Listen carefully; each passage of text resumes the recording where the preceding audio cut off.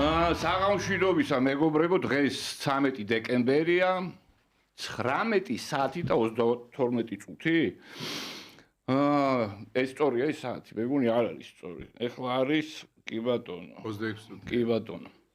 მოკლედ ის ოპოზიციის აქტივობამ თუ რამის მიაღწია იმას, რომ დღეს არის გამწვავებული კოლაფსი სატრანსპორტო და ამის გამო ჩვენ დავაგვიანეთ ყველაზე პუნქტუალური და გონიერი ამ შემთხვევაში აღმოჩნდა სოსო მანჯავიძე, რომელიც ფეხით ამოვიდა ვაჟშავიდან. ჩვენ მოგვიწია, ჩვენ ამ წუთად შემოვედით, ანუ ჩვენ ვინ. დღეს ჩვენი დიდი სივრცის სტუმრები არიან ორი ძალზედ საინტერესო, არა ორდინალური, ძალზედ საინტერესო მოაზროვნე ექსპერტი, კავკასიოლოგი მამუკა არეშიძე და პოლიტოლოგი სოსო მანჯავიძე, საგამშვიდობისა მეგობრებო. მაყურებელს კი ისევ ახსენებ, რომ ეს არის რადიო FM სივრცე 98 და 5 და ყველაფრის ნახვა შეგიძლიათ პრაქტიკულად ყველაფრის ნახვა ჩვენს Facebook გვერდზე, რომელიც იმავე სახელს ატარებს და YouTube channel-ზე. ამასთან ერთად გთხოვთ, რომ დაალაიქოთ ვიდეო, ჩვენ ვიდეოებს აქვს ძალიან დიდი ნახვები, მით უფრო ეს საკვირველია, როდესაც საუბარი არის პოლიტიკურ ток-შოუზე, გეოპოლიტიკურ ток-შოუზე, ამდენად დაალაიქეთ, გააკეთეთ კომენტარი, შეცადეთ კი არა კატეგორიულად მოვითხოვ, რომ იყოთ კორექტულები ყველას მიმართ და დავიწყოთ ბატონებო ჩვენი დისკუსია, რომელიც რა თქმა უნდა დარწმუნებულია, რომ იქნება საინტერესო, მანამდე კი ძალიან მოკლე დაიჯესტს გავაკეთებ თუ რა ხდებოდა ამ ერთი კვირის განმავლობაში. ანუ ჯერ კიდევ პრეზიდენტი სალომე ზურაბიშვილი მაკრონის მოწვევით სტუმრობს საფრანგეთის რეკონსტრუირებულ პარიზის ღვთისმშობლის ტაძრის გახსნის ცერემონიას. იქ ჩასაფრებული პოზიციიდან ზურგიდან ეპარება ამერიკის შეერთებული შტატების არჩეულ პრეზიდენტს და მოულოდნელობისგან დაფეთებულ დონალდ ტრამპს აცნობს საკუთარ თავს და ულოცავს მას შთამბეჭდა და გამარჯვება საპრეზიდენტო არჩევნებში. შემდეგ პრეზიდენტის პოსტიდან ვიგებთ ამბავს იმის შესახებ, რომ ტრამპთან ზურაბიშვილს ჰქონდა სიღრმისეული საუბარი სხვადასხვა პროცესებზე. თუმცა მრავალი რეპორტაჟიდან, რომელსაც სოფლიო აუდიტორია საერთაშორისო მედიას თავაზობდა, ნათლად ჩანს, რომ ზურაბიშვილის სტენდაპი ტრამპის და მაკრონის თანდასწრებით მხოლოდ 40 წამის განმავლობაში გაგრძელდა. აქედან და იმ ცოდნიდან გამომდინარე თუ როგორ ხშირად, როგორ ხარტად და ლაკონურად შეუძლია ქალბატონ პრეზიდენტს თავის ეგრეთ წოდებული აზრების ჩამოყალიბება, რთული დასაჯერებელია, რომ მას 40 წამში შეიძლებოდა მსოფლიო მნიშვნელობის სიღრმისეული პროცესების ანალიზი, თუნდაც მონოლოგის რეჟიმში. თუმცა სავსებით შესაძლებელი 40 წამის განმავლობაში ქვეყნის დაბეზღება, რაც პრინციპში ზურაბიშვილმა გააკეთა კიდეც, რის შესახებაც სიხარულით აცნობა თავის ბრელს, რითიც მრევლისგან საპასუხოდ უაღრესად კმაყოფილი რეაქცია მიიღო. პარალელურად სირიაში ელვისებურად დაემხო ბაშარ ასადის რეჟიმი, რითაც ასადების დინასტიის 14 წლიან მმართველობას ბოლო მოეღო. აქაც ჩვენს ოპოზიციურ აუდიტორიას დაეუფლა ირაციონალური სიხარული სირიაში ალ-ქაიდას და ISIS-ის გამარჯვების და პუტინის რეჟიმის ლოკალური მარცხის გამო. თუმცა დროთა განმავლობაში ცნობილი ხდება, რომ სირიის მომავლის ბედი დიდწილად გადაწყდა თურქეთსა და რუსეთს შორის და ისრაელის ჩართულობის შედეგად. ანუ გულისხმობ იმას, რომ რუსეთსა და ისრაელს და თურქეთსა და ისრაელს ომხრივი მოლაპარაკებები ჰქონდათ. ამ მოლაპარაკებების შედეგად თურქეთი ეუფლება სირიის მნიშვნელოვან ნაწილს, ისრაელი გოლანის მაღლობლებს და მიმდებარე ტერიტორიას, ხოლო რუსეთი ათავისუფლებს მნიშვნელოვან სამხედრო რესურსს. მოგეხსენებათ, რომ ასადის დროს რუსეთს გააჩნდა 10-მდე სამხედრო ბაზა. დღეს დღეობით არის პროცესი შეთანხმების, რათა დაიტოვოს რუსეთმა ორი სტრატეგიულად მნიშვნელოვანი სამხედრო ბაზა. ერთი არის სტატუსის პოინტი, ხოლო მეორე ხმეიმის ავიაციო ბაზა. შეგახსენებთ ასევე, რომ ასადის მმართველობის პერიოდში რომ ასადის დაცემის შედეგად რუსეთი გაანთავისუფლებს სამხედრო ტექნიკას და ცოცხალ ძალას 30,000-მდე მებრძოლს ითვლის ეს ცოცხალი ძალა და მიიღებს მნიშვნელოვან ფულად რესურსს ასადის ოჯახის ქონებიდან, რომელიც სხვადასხვა გათვლებით 100-დან 150 მილიარდ დოლარამდე ითვლის და ის მნიშვნელოვანი ნაწილიც იქნა ევაკუირებული რუსეთში ასთან ერთად. ამ ყველაფერს ვამბობ დასავლური მედიის დაკნობით. მეორე პრიმიტიული მოსაზრება, რომელიც ვრცელდება ჩვენში და სხვათა შორის გარე სამყაროშიც უკავშირდება ვარაუდს, რომ თითქოს და რუსეთმა გაცვალა სირია უკრაინაში. ჯერ ერთი გადახედეთ კონფლიქტის რუკას და მიხვდებით, რომ მხოლოდ ნოემბერ-დეკემბერში რუსეთმა უკრაინაში იმაზე მეტი ტერიტორია დაიპყრო, ვიდრე მთლიანად 2023 წლის განმავლობაში და მეორეც. ვისთვის უნდა მოელაპარაკა რუსეთს უკრაინის შესახებ? თურქეთს, ირანს თუ ისრაელს და იქნებ ზემო აღნიშნული აქტორების მეშვეობით სხვა რეგიონზე ხომ არ ელაპარაკებოდა რუსეთი მაგალითად თურქეთს. რამდენიმე დღის წინ საფრანგეთის პრეზიდენტმა ემანუელ მაკრონმა მისივე თხოვნით დაუკავშირდა ბიძინა ივანიშვილს. ფრანგული მხარის მტკიცებით მაკრონმა საუბარში, რომელიც 1 საათის განმავლობაში იმართებოდა, მკაცრად დააგმო მშვიდობიანი მანიფესტანტების ასტიკი დარბევა და გამოთქვა სურვილი, რომ თავისი წვლილი შეიტანა ესკალაციის განმუხტვაში. ბიძინა ივანიშვილმა აცნობა საფრანგეთის პრეზიდენტს, რომ საქართველო არის სამართლებრივი სახელმწიფო, ხოლო პოლიციას მოუწია მოქმედება ფართომასშტაბიანი ძალადობის პირობებში. და ისევ აქ ჩვენმა ოპო აქტივისტებმა და ოპო მედიის მეშვეობით ისევ გავრცელდა რამდენიმე თავისი შინაარსით ინფუზორიული მესიჯი ჩემი აზრით. პირველი რომ მაკრონის არმა ბიძინა ივანიშვილთან არის იმის მტკიცება, რომ მაკრონი არ აღიარებს ოცნებას, აქედან გამომდინარე იბადება ლოგიკური კითხვა, თუ რომელ პოლიტიკურ ორგანიზაციას მიეკუთვნება ბიძინა ივანიშვილი, ანარქოსინდიკალისტებს, ფედერალისტებს. უბრალოდ მაკრონმა ბიძინა ივანიშვილს 1 საათის განმავლობაში ელაპარაკებოდა საფრანგეთის ინტერესების დაცვაზე საქართველოში. ვინაიდან ვინ თუ არა მაკრონმა იცის თუ ვისი ძალისხმევით ოცნების აქტივის პოლიცსაბჭოს და რიგითი ამორჩევლების წინაღობის მიუხედავად გაიყვანა სალომე ზურაბიშვილის საპრეზიდენტო კანდიდატად და შემდეგ საკუთარი აქტიური მონაწილეობით დაარწმუნა საკუთარი ამორჩეველის და ზურაბიშვილის არჩევის აუცილებლობაში. მოკლედ, კვლავ მიწევს იმის გამეორება, რასაც ამ გადაცემაში არაერთი წლის განმავლობაში არაერთხელ მithქვამს, თანამედროვე მსოფლიო განაწილების პროცესის შედეგად რამდენიმე სახელმწიფო ან გაქრება პოლიტიკური რუკიდან, ან შეიძენს განსხვავებულ კონფიგურაციას.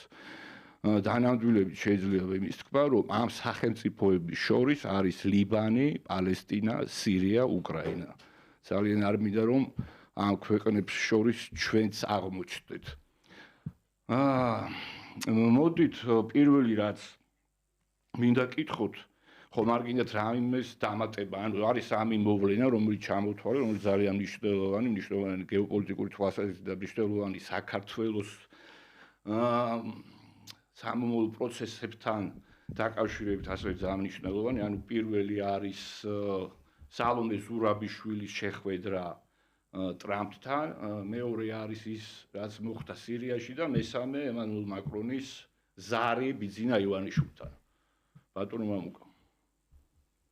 ისეთი საუბარი დაიწყეთ, რომ დაგზაფრე ხო ჩვენ ორივენი და აქედან გამომდინარე ძალიან რთულია ამ თემაზე საუბარი გაგზავნილი შევეცდური ფუნქცია მე შევეცდები. ხო, რასაკვირველია, საგარეო პოლიტიკის თვალსაზრისით საკმაოდ საინტერესო და მნიშვნელოვანი პროცესები ვითარდება. მოდი მე იქიდან დავიწყებ, რაც როგორ წარმოგდგენია იმ ჩემი პროფესიის იმ ნაწილიდან. კი ბატონო, ანუ სირია. ხო, სირია ბაშურის უნდა ითქვას, რომ ბოლო წლების განმავლობაში ცენტრალურ აზიაში და სამხრეთ კავკასიაში ძალიან გაიზარდა ასეთი ორგანიზაციის ხორასანის ველაიეთის გავლენა. მიუხედავად იმისა, რომ ეს გავლენა ერთი შეხედვით არ ჩანს, მაგრამ იქ გააფთრებული ბრძოლა მიმდინარეობს მაგალითად აზერბაიჯანში აი ამ ორგანიზაციის უჯრედებთან. და ისინი ძირითადად მუშაობენ აზერბაიჯანის ჩრდილოეთ ნაწილში, სადაც ცხოვრობენ დაღესტნური ტომები. სხვა შორის ეს მე მქონდა ცოტა ხნის წინ საუბარი ჩვენ მეგობრებთან, ქართველებთან, რომლებიც იქ ცხოვრობენ, ინგილოებს გულისხმობს და ჩვენ თვალწინ ხდებოდა წლების განმავლობაში ეს დაძაბული ურთიერთობა ადგილობრივ ფუნდამენტალისტებსა და ცენტრალურ ხელისუფლებას შორის ის მათი ნათქვამია. მე ახლა ის მინდა გითხრათ, რომ როდესაც დამთავრდა ეს პირველი პროცესი, სხვა შორის ძალიან საინტერესო რამ არის 27 ნოემბერს დაიწყო ეს პროცესი, ძალიან მალე დამთავრდა, ხო? ასეთის პრაქტიკულად. ისე ჩამოიშალა, რომ მიუხედავად იმისა, რომ ესე იგი რამოდენიმე სასიხადულო და ძლიერი სამხედრო შენაერთი ყავდა ასაც, პრაქტიკულად მათ შორის ერთ-ერთ მისი ძმა ხელმძღვანელობდა მეოთხე დივიზიას. ძმის შვილი. ხო, მე ვიცი რომ ძმა. მაგრამ ამას არ აქვს გადამწყვეტი მნიშვნელობა. ამათაც კი ვერ გაუწიეს ვერათარი წინააღმდეგობა. ეტყობა იქ მივხვდი რომ მათ პარტნიორებმა თუ მეგობრებმა და მოწინააღმდეგეებმა ერთმანეთში მოილაპარაკეს და ამის გამო დესტაბილიზაციის და დეზორგანიზაციის განწყობა შეიქმნა. და ამის მერე ან ნუსრას ყოფილი ან ნუსრას ახლა დახრირა შამის ასე ვთქვათ ერთ-ერთმა ლიდერმა, რომელიც კავკასიურ ნაწილს ხელმძღვანელობს, კავკასმა გააკეთა კიდევაც ეს დაღესტნელია წარმოშობით, გააკეთა კიდევაც განცხადება, რომ მომდევნო დარტყმის მიმართულება იქნება კავკასიას. სხვა შორის უნდა ითქვას, რომ ჩემი ინფორმაციით დაახლოებით 3000-მდე დაღესტნელია დღეს აი ამ მებრძოლთა რიგებში გაერთიანებული. ყველაზე მეტი დაღესტნელები რადგან არიან, მითო ახსენე, სხვა კავკასიელებიც არიან, ჩეჩნებიც მათ შორის საკმაოდ ბევრი და რაც მთავარია, საქართველოს დაახლოებით 40-მდე მოქალაქეა, როგორც ქისტი, ისე ქართველი და ისე აზერბაიჯანელი. და არის კიდევ ერთი ქართულგვარიანი საველე მეთაური, ეს რუსლან მარგოშვილი, რომელიც ყოველთვის იყო ან ნუსრას შემადგენლობაში, განსხვავებით არხან ბათირაშვილისგან და სხვებისაგან, რომლებიც იყვნენ კავკასიური ხალიფატის რიგებში. მე უბრალოდ ის მინდა გითხრათ, რომ ჩვენ ყოველთვის მქონდა ეს შემთხვევები წლების განმავლობაში, ბოლო 20-25 წლის განმავლობაში, რომ საქართველოს იყო გარკვეულწილად სატრანზიტო ქვეყანა ისლამური ფუნდამენტალისტებისთვის, იმისთვის, რომ ჩრდილოეთ კავკასიაში რუსეთისთვის პრობლემები შეექმნათ. ეს პროცესი დარწმუნებით შემიძლია გითხრათ, რომ გაგრძელდება, იმიტომ რომ ესე იგი არა მარტო ალ-კავკასიის განცხადების გამო, არამედ იმის გამოც, რომ ეს არის პოლიტიკური ამოცანა, შეიძლება ითქვას, ამ ძალებისა. ეს ძალები არ არიან მხოლოდ ესე იგი იდეოლოგიური, ვთქვათ, იდეოლოგიით აღტკინებული ხალხი, რომელიც მხოლოდ აი ამის რაღაც კონკრეტული ამოცანის შესრულებას ფიქრობს, ისინი არიან ადამიანები, რომლის მოტივაციას განსაზღვრავს ზოგიერთი ცნობილი არაბული თუ ევროპული სპეცსამსახურის მუშაობა, არ მინდა ხა დავასახელო კონკრეტულად. და რომელსაც თავის ამოცანა აქვს და რომელსაც ეს ამოცანა არის ანტირუსული. მაგრამ საქართველოს ამ შემთხვევაში გამოიყენება გარკვეულწილად პლაცდარმად. კიდევ ერთხელ ვიმეორებ, ჩვენ ხშირად ამას შეულებრივი მოქალაქე ვერ ხედავს, რა ტიპის ბრძოლა მიმდინარეობს სამხრეთ კავკასიის პოლიტიკურ სივრცეში ისლამისტებსა და სხვადასხვა სპეცსამსახურებს შორის. ეს არის ერთი ნაწილი. ესე იგი პრაქტიკულად დასტაბილიზებული საქართველოს, არასტაბილური საქართველოს პირობებში მათი მოქმედება, რომ ბევრად უფრო აქტიური და ეფექტური მათთვის იქნება, ეს ფაქტია. მთელი ჩემი საუბარი მიმართულია იმისკენ, რომ იმ დესტაბილიზაციის და ასე ვთქვათ, დაპირისპირების ხარისხის, მაღალი ხარისხის შემთხვევაში ვიცოდეთ, რა ტიპის გამოწვევები და საფრთხეები ველოდება. აი, ერთ-ერთი არის ეს, რომელზეც ახლა მე მქონდა საუბარი. რაც შეეხება სხვა დანარჩენ საუბარს, რაც თქვენ ჩამოთვალეთ, კიდევ იყო სალომეს ამბავი და კიდე რა იყო? სალომეს ამბავი არის ორივე შემთხვევაში. ანუ ერთი იყო დაბეზღება ჩვენი ქვეყნის ტრამპთან, ცდელობა, არ ვიცი რა როგორ წარმატებით დასრულდებოდა იმის გათვალისწინებით, რომ კომუნიკაციაში უჭირს. და მეორე იყო ძალიან მნიშვნელოვანი, მე მგონი ბევრს მნიშვნელოვანი მაკრონის და ბიზნა ივანიშვილის სატელეფონო საუბარი. ხო, ნუ ახლა მე მაინც მგონია, რომ ამ შეხვედრას თავის სპეციფიური ხასიათი მქონდა, არ მგონია, რომ ახლა აქ ყოფილიყო ესეთი მართლა ყოვლის მომსვლელი საუბარი, თუმცა 1 საათი გრძელდებოდა საუბარი. არა, იმას მე გულისხმობ 40 წამიანი. 40 წამიანი. 40 წამში სალონი მოახერხებდა დეფინიციები სერიოზულად. საერთოდ სლავომესა გამონტირული ბუნება ეს ეთყობა კიდევ. ზარმე ზურაბიშვილს მე მას 1990 წლიდან ვიცნობ ზუსტად 90 წლის შემოდგომაზე გავიცანი. თუ ხო, შემოდგომა არის აფხულიო. და ძალიან კარგად ვიცი მისი ბუნება, ასე ვთქვათ.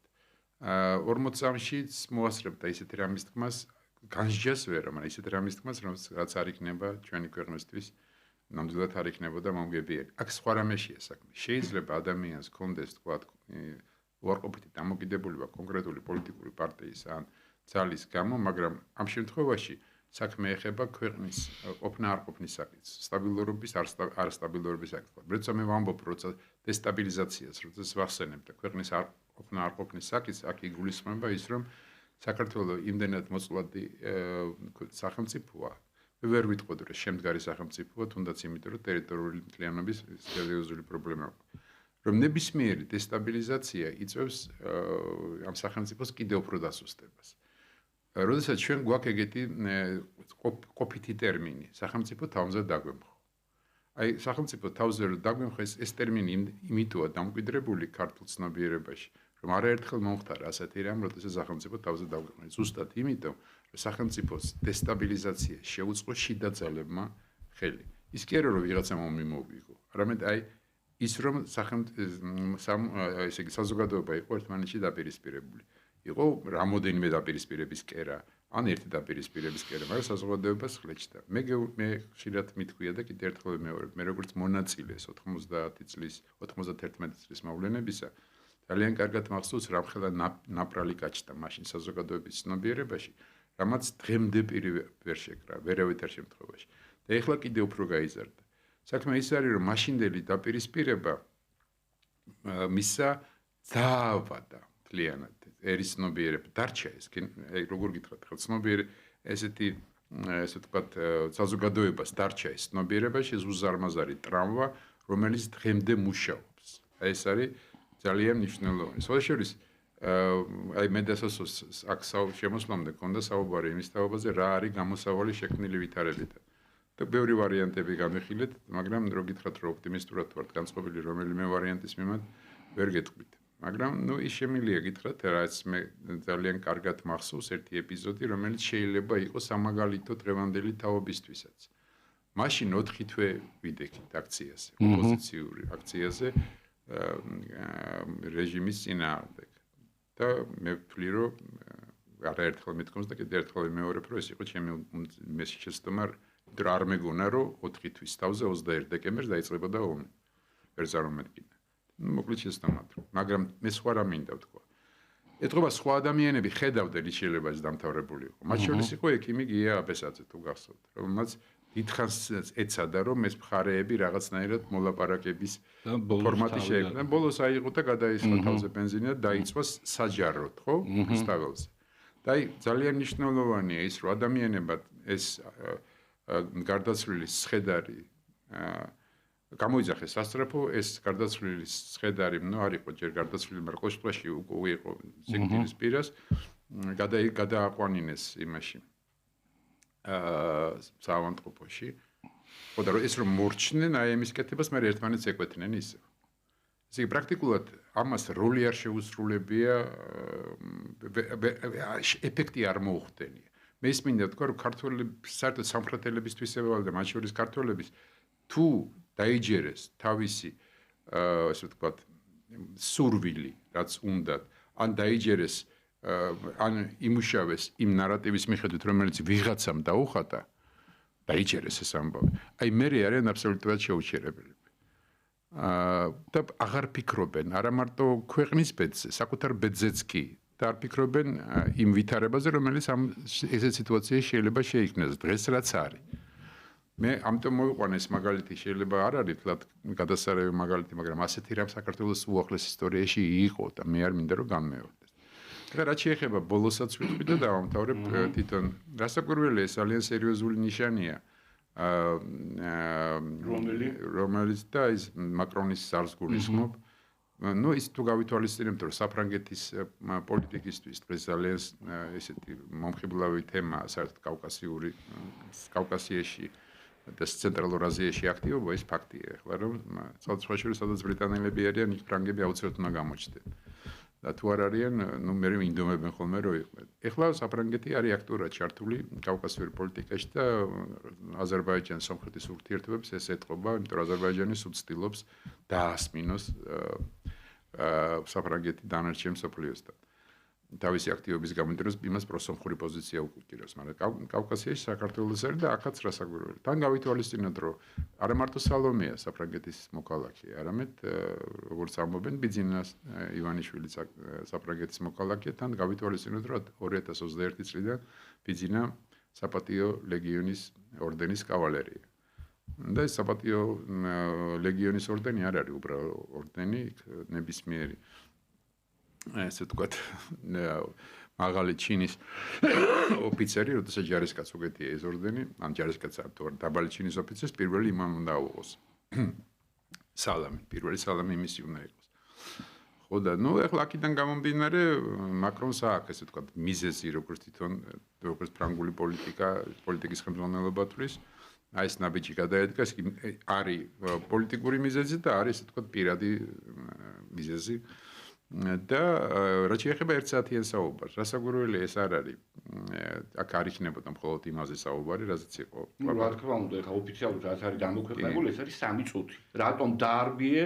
აბა თქვენ რო არ ბევრთ და ასე შემდეგ და ბევრთ პროსტატიკა და ჩვენ რატომ ისეთ მე მაშინ ჩაგეყვარეთ ივანიშვილი ხო არ ეთყოდა, რომ ის თქვენ რო 100 ადამიანი დაგეღუპათ, ეს ყვითელი მე ვიცი 20 ადამიანი არის დაღუპული ყვითელი ჟილეტების აი ამ მე არ ვიცი ეს ციფრი უბრალოდ დღეს წავეკითხე რომ არა დაღუპულები არის და რამდენიმე ათეული არის ეს ფაქტია რა გინდა ყვითელი ჟილეტები ეხა ფერმერები გამოვიდნენ სულ რამდენიმე დღის წინ და ეს სასტიკა დაარბიეს ეს კომპოსტოები დამთქვეს თავზე მოკლედ იქ ის არის და ხა აი ეს კითხვაც არის წუდია ეს კითხვაც არის აი მაგალითად აბსოლუტურად გამოჩნდა ეს ორმაგი სტანდარტები რა აი მაგალითად ეს ISIS-ის ყოფილი ლიდერი ხდება სირიის დემოკრატიული ძალების ბელადი, ხო? ეს დასავლეთი ქმნის აქ დაზების ეგეთ კონოტაციაში იხსენებს მას, ახდენენ პოზიციონირებას, ბევრი მსგავსებას ხედავს ზელენსკის აი ეს იმიჯ პოზიციონირებასთან. ბაიდენმა შეიწყალა საკუთარი შვილი, რომელიც კორუფციაში და კიდე მილიონ დანაშაულში არის ხილებული და თითქოს ის ნორმალურია. საფრანგეთი ესე იგი სასტიკად არბებს ფერმერებს და ხმას არ იღებს არავინ და თურმე აქ ჩვენთან ის რაც ხდება საბრძოლო მოქმედებებს უფრო გავს რუსთაველის გამზირზე ამაზე აღშფოთებულია. რუმინეთის საკონსტიტუციო სასამართლომ აიღო და გაუქმა პირველი ტურის შედეგები საპრეზიდენტო არჩევნებში იმის გამო რომ TikTok-ის მეშვეობით ვრცელდება რუსული ნარატივი. ნუ ხო არის აბსოლუტური სიგიჟე, მაგრამ ეს არაფერი. ჩვენთან ვერავინ ვერც ერთი საერთაშორისო ორგანიზაცია შევახსენებ ყველას ვერ ბედავს იმის თქმას რომ აქ იყო რაღაცა გაყალბებული არჩევნები, ხო? ამის და მიუხედავად რაღაცა გაურკვეველი პოზიცია დასავლეთ. არა, ვერ ბედავს კი არა, ბედავენ, მაგრამ თქმას ლოგიკურად რატო იყო არჩევნები. არა, დასკვნაში არსად არ არის რომ არა კაცო. არა. ხმით რამდენს ლაპარაკობ. ამდენად, მოკლედ, ერთი მხარე ამას, აი ეს ოპოზიცია აქტივისტები და ასე შემდეგ, ამას არც აკომენტარებენ, თითქოს აი ესეც უნდა იყოს ახლა მამუკად შეეხო ამ საკითხს. აი არის შთაბეჭდილება რომ რაღაცა ღირებულებითი კონფლიქტიც არის საზოგადოებას შორის. არის დიდი ნაწილი, ანუ გულისხმობ იმათ, ვინც თანაუგრძნობს ხელისუფლებას, რომელიც ამას ხედავს, ამ ორმაგ სტანდარტებს და კიდევ უფრო დიდ აშფოთებას და ევროპარლამენტარების ჩამოსვლა გუშინდელი მაგალითად, ხო? და არის მცირე ნაწილი, რომელიც პირიქით. ეს რა კარგია, რომ სალომე მუთხრა მაკრონს და ტრამპს, რომ ესე იგი ეს ქვეყანა არის კორუმპირებული, რომ ეს არ არის ლეგიტიმური ხელისუფლება და იწონებს აი ამ განცხადებებს. იწონებს იმის განცხადებას, როდესაც ზელენსკი შენი ქვეყნის ხელისუფლების წინააღმდეგ შემოა სანქციები. ხოთაშორის დღეს ამერიკელებმაც გამოაცხადეს ხო ამ სანქციების შესახებ. ანუ ეს ნაპრალი აი ამ ორ საზოგადოებას შორის შენი აზრით რამდენად რაც ამუკამად წამოწიეს საკითხი, რამდენად შეიძლება მოახდინოს გამწვავება კიდევ აი ამ კონფლიქტის, რომელიც ჩვენ გაგვეჩნია დღეს. ну, აქ რამდენიმე ასპექტი უნდა გამოიყოს. პირველი ასპექტი არის ის, რომ ესეთი რამე ციკლური უნებასდაბნელებები საქართველოში პერიოდულად ხდება. და დავიწყოთ ახლა ესე იგი. ყოველ 12 წელიწადში. კი, 12-14 გააჩნია იქ ეთყობა ეს დაკავშირებულია. კითხოთ პადუცემულ იმას ასტროლოგებს ხომ ყავს და ეს ციკლები ეთყობა დაკავშირებულია ვარსკვლავების განლაგებასთან. ფაქტია ახლა რო ავიღოთ მაგალითად იგივე გურამიშვილის ცნობილი ქართლის ჭირი იქ ნათლად არის გამოხატული. ეს როგორი ნიშნებია ამ გონების დაბნელებას. ეს აბსოლუტური შეუვალობა, ირაციონალიზმი და საკუთარი არსებობის და საკუთარი ოჯახის შვილების და ქვეყნის წინააღმდეგ მოქმედება ეს ჩვენ ისტორიაში ვხედავთ. ნუ ახლა სხვა ისტორიებშიც არის ეს პერიოდულად მეორდება და ეს თავდება თეორიაც არის გუნილოვის. ხო, არა, ეს თავდება მსხვერპლით. ყოველთვის თავდება გონება წარეხდება ადამიანს, ესე იგი მისგან მიიქცევს პირს მისი მფარველი ღვთაებრივი ძალები და შემდეგ ესე იგი ხდება ერთმანეთზე ოპტიმისტური გამოსვლები გაქვს შენ. მსხვერპლშეწირვა. ანუ ესე ხდება, როდესაც გონება წარეხდება ადამიანს, მე ხდება ის მოქმედ ძალიან ლოგიკურად იხსნება. იქ მოქმედებს ის ირაციონალურად არაადეკვატურად, ხოლო არაადეკვატურ სისტემებს ემუქრება თვითლიკვიდაცია. ან თვითლიკვიდაციის მექანიზმი. კარგი, მაშინ ერთი წუთით ერთი დაზუსტ კი ბატონო, პირიქით მინდა დავაზუსტო. აი როგორ არის, აი ნახე, აქ სოციალურ სტრუქტურასაც ვაკვირდები. ახლა ამის დამეთანხმები თუ არა, მაგრამ რატომ უბნელდება გონი მაგალითად ბოჰემის წარმომადგენლებს, ანუ რაღაც ელიტის ნაწილს, ხო? ეს ელიტა, რომელიც ხელისუფლებაში იყო მთელი ამ წლების განმავლობაში, ან მათთან დაახლოებული პირები არიან, ხო? ეს არის ბოჰემა, ეს არის მსხვილი ბიზნესი, ხო? და ასე შემდეგ, ხო? და აქეთ არის მაგალითად მცირე და საშუალო მეწარმეები, აქეთ არის ჩვეულებრივი ხალხი, სოფელში მაცხოვრებელი, რატომ უბნელდება ტვინი ამ ლოგიკით? მარტივი ასახსნელია ეს. აბა ჯერ ერთი ახლა ელიტის განსაზღვრება რო ავიღოთ ეს კვაზი ელიტა ვთქვა და რას ნიშნავს ეს ხო ნიშნავს რჩეულს ანუ კი მაგრამ კი ბარი ხო გესმის უარყოფითი სელექციის კანონების მიხედვით რომელიც გაბატონებული იყო ჩვენ საზოგადოებაში დიდი ხნის მანძილზე და მათ შორის ევროპაში დამოუკიდებელ და ევროპას არ ჩვენ საჭირს ამხედავთ ო, უარყოფითი სელექციის შედეგად, ესე იგი, როგორც ქართულ ანდაზაშია, ესე იგი, ცხვარს მიექცა, სათავეში საერთოდ სხვა როცა თეფშიო ვეფხვი არ არისო, იქ მეფე ხდება მაიმუნიო და ბერძნული და ეს მაიმუნები მოექცნენ. ახლა ამათ ახასიათებს არაადეკვატური აზროვნება საერთოდ. ანუ მათ გონიათ ახლა რომ რაღაცას რომ აქ დესტაბილიზაციას გამოიწვევენ, მათი ბიზნესი ან მათი მაგალითად სამსახიობო კარიერა გაიფურჩქნება.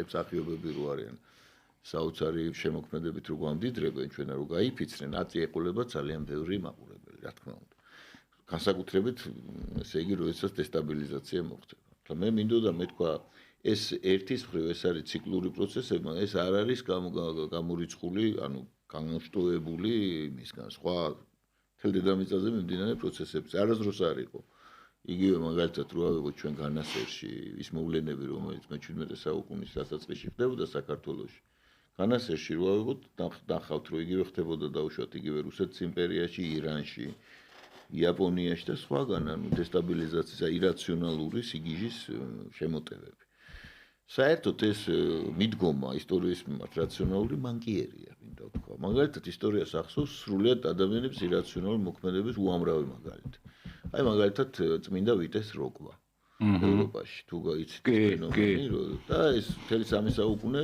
პერმანენტულად ვინც არის ის ესე იგი ადამიანები იწყებდნენ ირაციონალ როკვას სიკვდილამდე და მათ აკავებდნენ რა ვიცი 1000 საშუალებები ვირუსივით ვრცელდებოდა და ეს როკვა მიმდინარეობდა ეს ძალიან კარგად აქ აღწერილი მაგალითად ზოგს მარტო მხატვრული ის გონია და ფანტაზია მაგალითად იგივე ბულგაკოვს მაგალითად თავის ნაწარმოებში ოსტატი და მარგარიტა როდესაც აი ის რომ მივლენი სანახაობრივ კომისიაში ეს ბეხემოტი და ის მეორე რაგვარი კარავიოვი და სიმღერას და უღარ ჩერდებიან ან ნახავთ ხო ვოლანდი როზის იქ და ეჩვენებათ რაღაც ილუზიებში რომ მოხდებიან და ფული რო ეჩვენებათ და ტანსაცმელი რო გაშიშდებიან დაახლოებით იგივე პროცესი ახლა ამათ ეჩვენებათ სრული სერიოზულობით ირაციონალურად გონიათ რომ სადღაც მიდიან.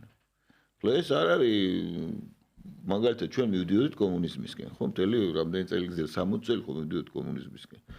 მე ხო გამოგვიცხადეთ რომ ავაშენეთ განვითარებული სოციალიზმი და აგერ 5 წუთი იყო დარჩენილი ვიდრე შევიდოდით კომუნიზმში. ხო და მე უცბად დაიმხო საბჭოთა კავშირი და კომუნიზმის მაღმომაგრად აღმოჩნდით ველურ კაპიტალიზმში, საერთოდ სიგიჟეში, ესე იგი გრევაში, სამოქალაქო ომში და ახლობით ახლა იგივე ტენდენციები. ახლა ამათ გონიათ რომ სადღაც მიდიან. მიუხედავად იმისა, რომ ევროკავშირი სრულად გარკვეულად ეუბნება არცადაც არ მიგიღებთ, მაგრამ თქვენ რასაც გეუბნებით ის გააკეთეთ. რას გეუბნებიან რომ გავაკეთოთ ესე იგი? გავაკეთოთ ის რომ დავეტაკოთ ჩვენზე წარმოუდგენლად დიდარს ღონიერს ესე ბწყალებიან ქვეყანას ესე იგი რომელსაც ერთი ის უნდა მოკნევა და ჩვენ საერთოდ ვეღარ ვიქნებით და ასევე მივიღოთ მათი გაუღმართებული მათ მიერ კოლონიურ ქვეყნებში ესე იგი ნერგვადი დავარქვათ ასე ვთქვათ LGBT აგენდა. ანუ ნისიაზე რომ მივიღოთ ეს მართალია ეს ნისია შეიძლება არ დაგვიბრუნონ. ანუ ნისიაზე რომ მივცეთ ესე იგი ჩვენი ნამუსი და სინთეზი და მართალია ნისიაზე საფასურს არ გვიხდიან ანუ მიღებას. მაგრამ ნუ მაინც ყოველ შემთხვევაში ცადეთ უკვე უნებიან. აი ესეთ მდგომარეობაში ვარ და საინტერესო ისაა რომ ამ დამამცირებელს სრულიად წარმოუდგენელ ვითარებას ჩვენი მოსახლეობის კარგა მსუყე ნაწილი განსაკუთრებით ახალგაზრდობა რომელიც დაექვემდებარა წარმოუდგენლად თავისი უსირწყვილობით პროპაგანდას იზიარებს რაც ჩემში აღძრავს შეშფოთებას. ახლა რაც შეეხება გეოპოლიტიკურ კონტექსტს და რატომ ფიქრობ რომ არის მნიშვნელოვანი ნაწილი? ძალიან მნიშვნელოვანი ნაწილია კაცო როგორ რატო ფიქრობ? საიდან ხედავ ამას? ხედავ არჩევნების შედეგებიდან. არჩევნების შედეგებში დემოგრაფიული მე არ ამგონია 750 ჩვენ არ ხო ვცნობთ არჩევნების შედეგებს მე ვცნობ მაგალითად რომ ახალგაზრდობა არის იქ ამ 700,000-ში დიდი ნაწილი ახალგაზრდობაც არის და ძველგაზრდობაც მე ვცნობ რომ 54%-მა ნამდვილად ხმა მისცა ქართულ ოცნებას იმიტომ რომ კარგად ვიცი საარჩევნო პროცესის შესახებ ამის უამრავი მისაუბრა თუ სადმე გადამოწმებადი და ნორმალური არჩევნები ტარდება, ანუ დაზღვეული მისგან, გაყალბებისგან ეს საქართველო. მაგრამ საერთოდ მაშინვე რომ რამდენი წელია ამას ვიძახი, რომ ამათ ამ ასე დამუხტულ ადამიანებს ნებისმიერი არჩევნების შედეგები, რომელიც მათ გამარჯვებაზე არ მივა, ხო, მათთვის არალეგიტიმური იქნება. ანუ არჩევნები უტარო ამათ შეუძლებელია. ეს საზოგადოება არჩევნებს არ ექვემდებარება, მოდი ასე ვთქვათ. არ ექვემდებარება. ეხლა რა მინდა ვთქვა, გეოპოლიტიკური კონტექსტი აქვს ამას ვთქვა. ჯერ კიდევ 2006 წელს, როდესაც მიდიოდა ბრძოლა, ისრაელის ბრძოლა, ომი ლიბანთან, ქალბატონმა კონდოლიზა რაისმა ჩვენთვის ცნობილმა, რომელიც საკმაოდ სერიოზული პოლიტიკური ფიგურა გახლავთ, თუ გახსოვთ, არ ვიცი, იცით თუ გახარა ეს განცხადება, რა თქვა? ანუ ლიბანში შეიჭრა ისრაელი ჰეზბოლას წინააღმდეგ და ძალიან მძიმე შედეგები დაუდგა სხვათა შორის, მაგრამ ეს არ ნიშნავს რომ ის კვლავ არ შეიჭრებოდა. ანუ მიმდინარეობსო ეს რასაც ჩვენ ახლა დღეს უყურებთო, ეს არის სამშობიარო ისინი ტკივილები და ჭინთვებიო, ესე იგი იმისთვის რომ დაიბადოს ახალი აღმოსავლეთიო, ახალი ახლო აღმოსავლეთიო. ანუ ეს არის ეგრეთ წოდებული გეგმა გადაფორმატირების ამ სივრცის თლიანად. ეს არის ახლო აღმოსავლეთის და შუა აღმოსავლეთის გადაფორმატების გეგმა, რომელიც ასახულია სხვათა შორის ამერიკელები ძალიან სოციალ გულღია ხალხია და ყველაფერს ამბობენ. შეგიძლია მოიძიოს ღია წყაროებში. ზოგს რო კონსპირაციის თეორია გონია, შეუძლია დაგუგლოს, შევიდეს საიტებზე 1000 თუ აქვე მიუთითებ თუ გინდა და ნახავს იქ რალფ პეტერსის რუკა. ამ რალფ პეტერსის რუკაზე არის დიდი ისრაელიც. იქ სადაც აღარ არის არც პალესტინა, აღარც გაზა. რომ არის, ესე იგი, რასაც სმოტრიჩი ამბობს. არის რალფ პეტერსის გეგმა თურქეთი აღარ არის ისეთი როგორც ახლა არის და დიდი ქურთისტანი ამოდის ბათუმში. სხვათა შორის და ასე შემდეგ ძალიან ისევეა დაუშვათ იქ ავღანეთი, პაკისტანი ასე სხვაგვარად იყოფა და ამას ამართლებენ იმითი რომ ის პუშტუს ნაციონალობა რომელიც 64 მილიონია და ერთ-ერთი ინდოევროპელებს შორის ერთ-ერთი ყველაზე მრავალრიცხოვანი ეთნოსია ის პაკისტანში უფრო მეტი ცხოვრობს პაკისტანში, ავღანეთში და ერაყში. ავღანეთში ისინი წარმოადგენენ პუშტუ წარმოადგენს უმრავლესობას 50%-ზე მეც და პაკისტანში უფრო მეტი ცხოვრობს რიცხობრივად ვიდრე ავღანეთში და პაკისტანისთვის ეს არის ერთ-ერთი ყველაზე მთავარი ესე ვთქვათ საფრთხე და საერთოდ პაკისტანის გადაფორმატება დროის საკითხია სხვათა შორის ესეც ცნობისთვის და საერთოდ იქ იმ რეგიონში ინდოეთი, ჩინეთი და პაკისტანის წინააღმდეგობებია. და აქ ეხლა რა ხდება? ახლა აქ რა ხდება? ჩვენ წარმოვადგენთ ძალიან საინტერესო სივრცეს. რატო? იქიდან გამომდინარე რომ ჩვენ ვართ ძალიან ბევრი ქვეყნის ესე ვთქვათ ინტერესის საგანი ვინაიდან ეს არის თქვა ძაბრის ყელი შავ ზღვაზე გამავალი. ეს არის სივრცე რომელიც ეფუძნება რუსეთისთვის ამჟამად ერთადერთ მის შიგნით ერთადერთ რბილ წერტილს ეს არის ჩრდილო კავკასია რომლის აფეთქება არის რუსეთისთვის ეგზისტენციალური საფრთხის შემცველი ჩვენ ვესაზღვრებით ასევე აზერბაიჯანს მოგეხსენებათ ხოლო სომხეთს აქვს გარკვეული ესე ვთქვათ განზრახვები ჩვენი შავი ზღვის განზრახვები რა სურვილები ესე ნატრები რომელსაც ის უკავშირებს თავის მოკავშირე მაკრონს რომელმაც აქ ესე იგი ბიზინა ივანიშს 1 საათი ელაპარაკა და ვიღაცას გონია რომ ის ადამიანის უფლებებით იყო შეწუხებული რასაც მე ვერ დავეთანხმები იმ პროცესებიდან გამომდინარე რაც მიმდინარეობს საფრანგეთში ზოგადად აი ეს საუბრები ორმაგის ან დასავლეთის ეთიკური ესე ვთქვათ გამოვლინებების შესახებ და ისინი თითქოს თავის გეოპოლიტიკური განზრახვების შესრულებისას რაღაც ეთიკური ნორმებით სარგებლობენ ну ეს მაგალითად ну ეს მიმაჩნია რომ ასეთი ადამიანები ვისაც კვლავ ესე მიაჩნია ხო მათ ესე იგი მიუთითებდი მე გარკვეულ სამკურნალო დაწესებულებებს რომელიც სამწუხაროდ და ღალატის მუხლი უნდა მიუყენოთ გადაიტანეს ასათიანიდან ფოტოშორის ეს ძალიან ახლოს იყო ძალიან გამოცდილი კონტინგენტი იყო იქა და აი რა გვიქნეს და ზოგადად ავლებს ზურაბიშვილის სახელობის პროსპექტი თუნდა გადავაქცევ ჩვენ გონი რუსთაველი აი მიიღეთ ეს საკრებულოს მიმართ ჩემ წინადადებად სახელდებისა და სიმბოლიკის კომისიაზე ხო ახლა ეს ცოტა ხუმრობ მაგრამ არ მეხუმრებ იმიტომ რომ ეს ადამიანები ახლა რას ითხოვენ მოდი პირდაპირ თქვა ითხოვენ ფაქტიურად ქვეყნის ჩამოქცევას იმიტომ რომ მათი მოდელირება რომ გავაკეთოთ ახლა ჩვენ მათი მოთხოვნების დაკმაყოფილების შემთხვევაში რა მოხდება მე მგონი ეჭვი არ შეგვეპარება იმაში რომ ამას მოყვება დიდი დესტაბილიზაცია სამოქალაქო ომი შემდეგ გეოპოლიტიკური აქტორები გადაინაწილებენ საქართველოს მათი ინტერესების შესაბამისად როგორც ეს მოხდა სირიაში აი მე ამის თქმა მინდოდა ანუ რაღაც ინფორმაციას კიდე რასაც სხვადასხვა წყაროებიდან ვიღებდი და სხვათა შორის ტრადიციული მედია ამის მეათეცაც არ ამბობს ვერ ამბობს არ იცის ნუ ყველაფერი ერთად ალბათ ანუ ნახეთ რა ხდება ესე იგი ბაშარ ალ-ასადს ჩვენი ესე იგი ვლადიმერ პუტინი იმის შესახებ რომ ეს სახელმწიფო ჩამოიშლებოდა და დაიწყებოდა ბრუტალური შეტევა რომელსაც ის წინააღმდეგობას ვერ გაუწევდა აფრთხილებდა ერთი თვის წინ შემდეგ 2 კვირის წინ დაახლოებით როდესაც პუტინი იმყოფებოდა ასტანაში ეგრეთ წოდებულ სამიტზე ასტანის ჯგუფი სხვათა შორის ამ სამიტში ირანის და თურქეთის იღებდა მონაწილეობას ასადი ჩავიდა მოსკოვში და იქ ასაც კიდევ ერთხელ კატეგორიულად უთხრეს რომ ის ვერაფერს შეცვლიდა და მას უნდა მოეხდინა ევაკუაცია თავისი ოჯახის და თავისი აი ამ რესურსის უზარმაზარი რესურსის ეს იყო ნაღდი ფული ნუ რასაკვირველია მას აქ ასევე ანგარიშები არაბეთის საემიროებში და არა დასავლეთის ბანკებში, მოკლედ მოხდა ის, რაც მოხდა, გამორთული ტრანსპონდერით, ეს თვითმფრინავი ორი უზარმაზარი, მე მგონი ილის მეშვეობით, მოხდა ამის ევაკუირება.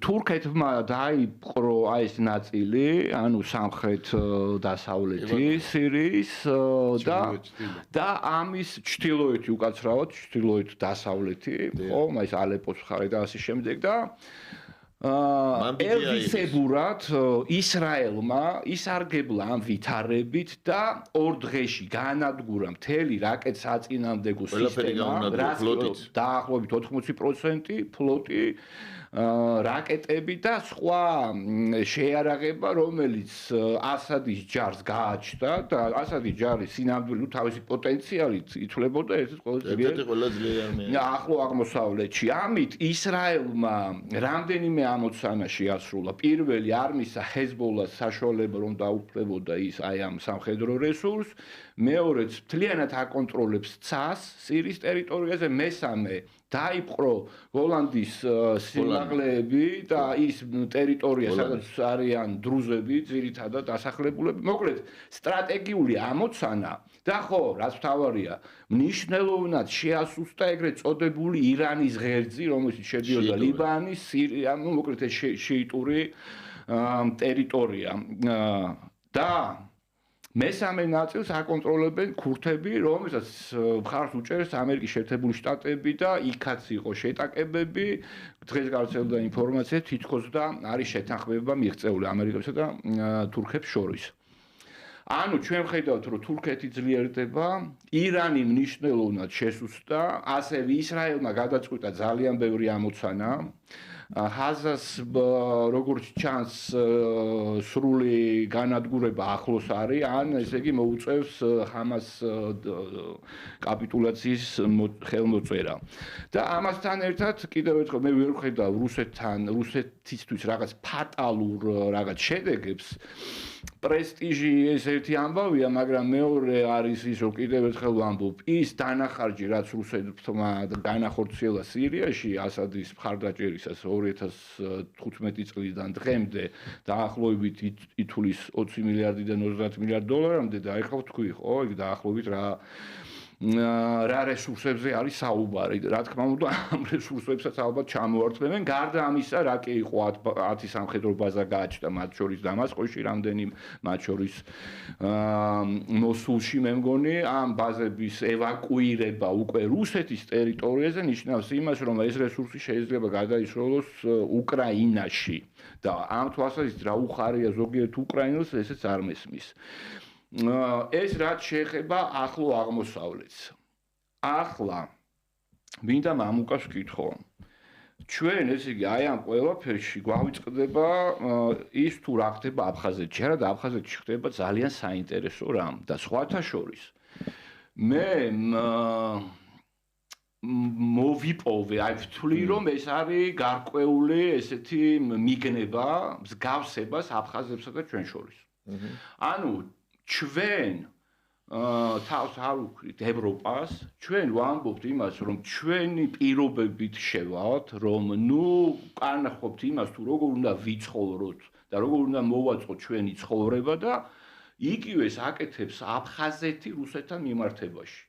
არაძლევს მათ ესეთი ეკონომიკური და ბიზნეს ექსპანსიის შესაძლებლობას და ასევე არის ესეთ კონფლიქტის მდგომარეობაში.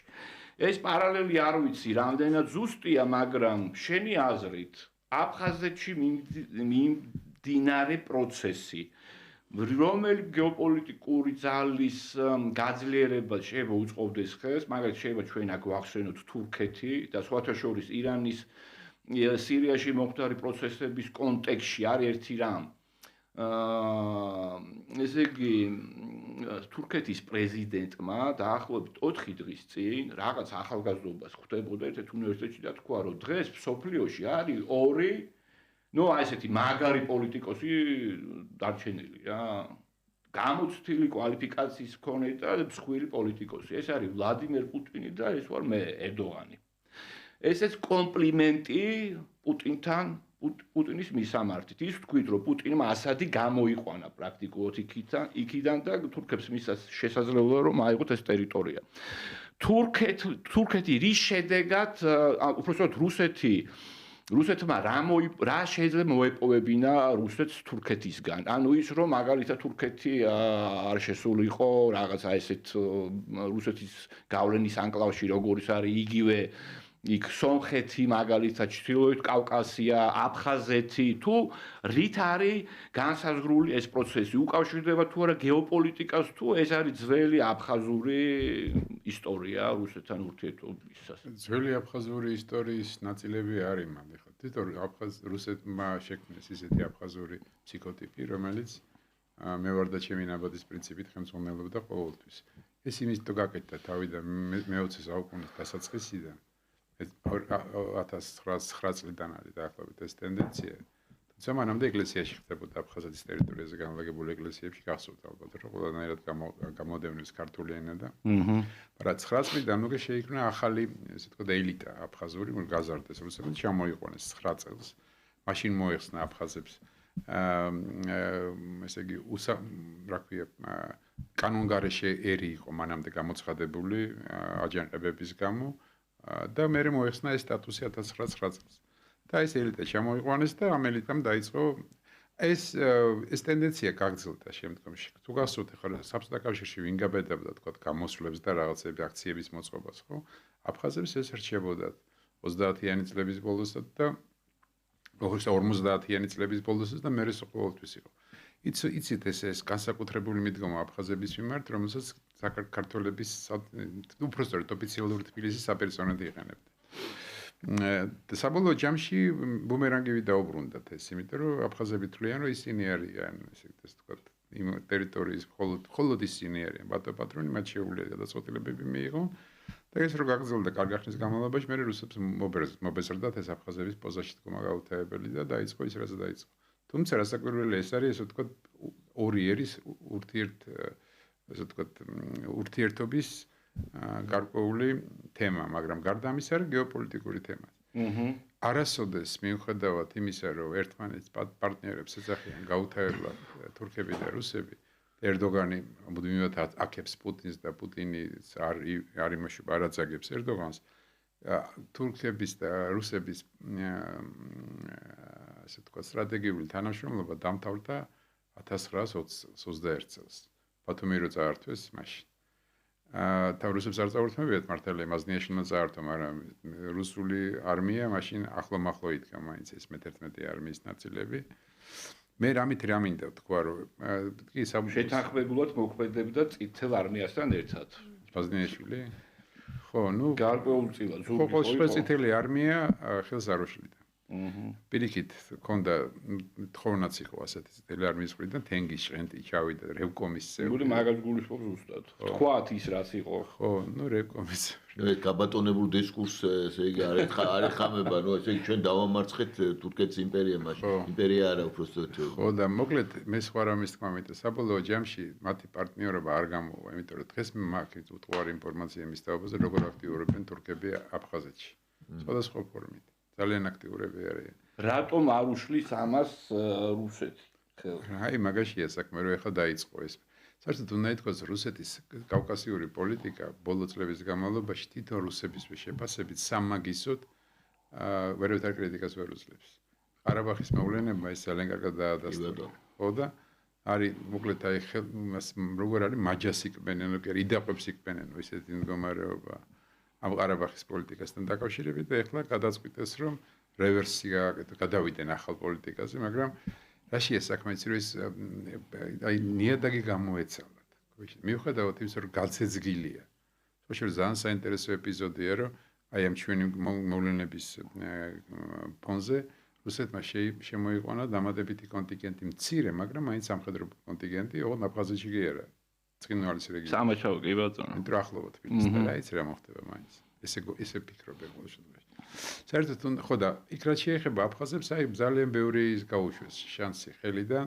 აი რუსები ხომ მოქმედებენ აუცილებლად ტანკით და ზარბაზნით. მოქმედი პოლიტიკა არ შეუულიათ. გამოგზავნეს ინალარძიმბა, რომელსაც დაიწყო იმ წუთში კუნთებზე ყურება და ძალიან სერიოზული დისკომფორტი შეუქმნა ასლამჟანიას, რომელიც თავიდან ფეხებამდე მოსკოვის კაცი იყო. ხო და საბოლოო ჯამში ეს ინალარზიმვა და საერთოდ ყველაფერი ეს გამოიწვია, რაც გამოიწვიეს პოზაში განსაკუთრებულად დადგომა. თურქების მუშაობენ ეხლა აფხაზეთის ოპოზიციის დიდ ნაწილს, რომელიც ამ ცდილობს რომ დისტანცირებული იყოს თურქული ორგანიზაციებისგან, თურქული ორგანიზაციები წარმოდგენილია ძირითადად აფხაზში მაცხოვრებელი ჩერქეზები და თურქებით. ისა თურქეთში მაცხოვრებელი აფხაზები და ჩერქეზები ხო. ხო, ასეა თუ ისეა, მოკლედ რუსები ეხლა ცდილობენ რომ ეს თურქები როგორმე მოიცილონ იქიდან თავიდან. მოხდა ერთი, გვარი ამომივარდა თავიდან როგორც კი მოხდა ერთ-ერთი რეპატრიანტის ოჯახის შევიწროება, გამოვარდნენ ქუჩაში, მაშინ ზოღოლანის. ზუსტად ეს რეპატრიანტი გახლავთ, თურქეთიდან რეპატრიანტი. ცნობილი აფხაზური ოჯახია, აფხაზური რეპატრიანტული ოჯახია და შევიწროება და იმას მთელი ამბავი მოხდა. მოკლედ, იქაც ბრძოლა მიმდინარეობს ზეწოლის ხარისხი თბილისზე და სოხუმზე ერთნაირი ოღონდ სხვადასხვა ხელით. ხო. აქედან გამომდინარე, ამას კიდე უბრალოდ მინდა რომ ხაზი გაესვა, საზოგადოებამ გაიგოს, რომ ჩვენი ქვეყანა, როგორც ამან საბრის პრინციპი რო ახსენა, ეს არ არის ჩვეულებრივი ამბავი. აქ არავის არც ქართველი, არც აფხაზი, არც დანარჩენი ერის წარმომადგენელი, რომელიც ამ ტერიტორიაზე ცხოვრობს, საქართველოს არავის არ აინტერესებს. თავარი არის ეს სივრცე, რომ აი ეს ზაბრის პრინციპი და შავი ზღვის თემა დაინტერესებულია სულ ყველა. აი რომ მოусმინოთ მაგალითად ესეთ კომპეტენტურ რუს ბლოგერებს, სულ იმას ტირიან, რომ ნოვოროსიისკის გარდა პორტი არ აქვს შავ ზღვაზე. ყირიმი არ არის, ხო თქვა, საერთაშორისო სამართლის ობიექტი. და ამიტომ არის გაუთავებად ლაპარაკობენ ოჩამჩირის სპორტზე ლაპარაკობენ იმაზე, ამაზე ლაპარაკობენ და საქმე. ხო და მოკლედ ასეა თუ ისეა, ეს არის გასათვალისწინებელი. ეს ქვეყანა ჭირდებათ როგორც სივრცე. ჩვენი ქმედებით ხელს უწყობთ როგორც წესი, რომ ესე მოხდეს. კი ბატონო, ისე უბრუნდებით აი ამ ძაბრის ყელის ფენომენს და საქართველოს გავს, ხო? ისე ერთი რამესაც დავამატებ, ხო და სოსოს ყოველთვის როცა საქართველოში რაღაც უბედურება ხდება ბოლო წლების განმავლობაში, რაღაც ძალიან საინტერესო ემთხვევა აფხაზეთის თემა. 91-შიც ვარდების რევოლუციის გასულს შევარდნაძე თქო რომ აფხაზეთი ამათმა დაიბრუნა და ეხლაც დასაფიქრებელია ხო? რა თქმა უნდა, იმიტომ რომ ეხლა ეს გეოგრაფიული დეტერმინიზმის არის ერთი ტერიტორია ბოლოს და ბოლოს და შესაძლებლობები ამ მცირე სანაპირო ზოლს ბევრად უფრო დიდი პორტების აშენების თვალსაზრისითაც და ტვირთების ტრანსპორტირების თვალსაზრისით. მოკლედ სირიაზე ჩვენ ვთქვით რომ სირია რეალური შანსია რომ სირია შეწყვეტს თავის არსებობას, გაიყოფა იქ ქურთების ინტენცია იმისკენ რომ შექმნან უკვე რაღაც პროტოსახელმწიფო, რომელიც შეუერთდება უკვე ერაყში განლაგებულ ქურთისტანს, რომელიც ასევე ძალიან მდიდარია ნავთობით და მოგეხსენებათ სირიის ეს ტერიტორია, სადაც ქურთები არიან, ასევე მდიდარია ნავთობრივი რესურსით. მე მაინც გონია რომ ეს ამ თურქეთის ამ ნაწილი, სირიის ამ ნაწილი, სადაც ქურთები ცხოვრობენ, ამის სახელმწიფო რეკარკულ ფორმირება შეუწყობენ ხელს მეზობლები, იმიტომ რომ არც ეს არ აწყობს, არც ერაყის თურქეთის არსებობა იმ ფორმით და არც თურქეთი. თუმცა აწყობს მაგალითად ისრაელს. მაგრამ ჩვენ ვხედავთ რომ აი აშკარა რომ შეიძლება სამ ნაწილად გაიყოს. რაც შეუქმნის პრობლემებს მათ შორის ჩინეთსაც. საქართველოს აი თავისი ესე იგი აი ამ თავისი გასვლით ხო გეოეკონომიკური გასვლით ზღვაზე რჩება პრაქტიკულად ერთადერთი გზა რჩება უპრობლემო ჩინეთისთვის, რომლის მეშვეობითაც ჩინეთმა უნდა მოახერხოს ევროპის მომარაგება, ხო? და ეს პროცესი, რომელიც ხდება დღეს, საეჭვოდ ემთხვევა მთელ რიგ პროცესებს. იგივე სირიას, იგივე ომს უკრაინაში და საერთოდ დესტაბილიზაციას. ჩვენ ხედავთ, რომ ამ მთელ ესე იგი აი ამ პერიმეტრზე არის დესტაბილიზაციის არე. შენი აზრით რატომ არის მის არაფერი ჩინელების მხრიდან ერთადერთი დღეს დემარშის დემარშად შეიძლება მივიღოთ ესეთი დემონსტრატიული უარი სი ძინპინის მაგალითად ტრამპის შემოპატიჟებაზე ინაგურაციაზე. ამდენად აი მხოლოდ ეს სხვა ანუ ჩინეთის რეაქციას უნდა ველოდოთ, რატომ არ ჩანს ჩინეთი საქართველოს მთავრობასთან მიმართებაში, რატომ არ აკეთებს რა კომენტარებს, რაღაც პოლიტიკურ შეფასებებს, რასაც ამერიკელები ძალიან ხშირად აკეთებენ, განსაკუთრებით ჩვენთან ამერიკის შეერთებული შტატების საელჩო გამოირჩევა ამით. ამ ბოლოს გაჩუმდნენ ეგეთი.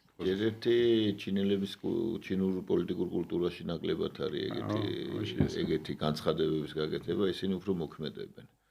როგორც წესი, ახლა ჩინეთი სადაც მას არ აქვს ძალოვანი ინსტრუმენტები ან შესაბამისი ეკონომიკური ინსტრუმენტები, იყენებენ სესხულობენ ძალას იმ სახელმწიფოებისგან, რომელთანაც აქვთ სხვა უფრო მნიშვნელოვანი, ესე ვთქვათ, ეკონომიკური და სამხედრო ურთიერთობები.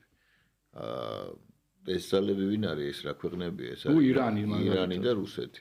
კი ბატონო, მე არაერთის დავწერე და საუბრობდი იმის შესახებ. იცი რა ყველაზე ნაკლებად რა გვჭირდება რუსეთის და ირანის ხარდაჭერა ოფიციალური და არაოფიციალური საერთოდ ეს იდეოლოგიური, რა ვიცი რა, რომელთაც გაძეძგილია ეს ჩვენი ქვეყნის მოსახლეობის ტვინი სამწუხაროდ საერთოდ არანაირ როლს არ ასრულებს.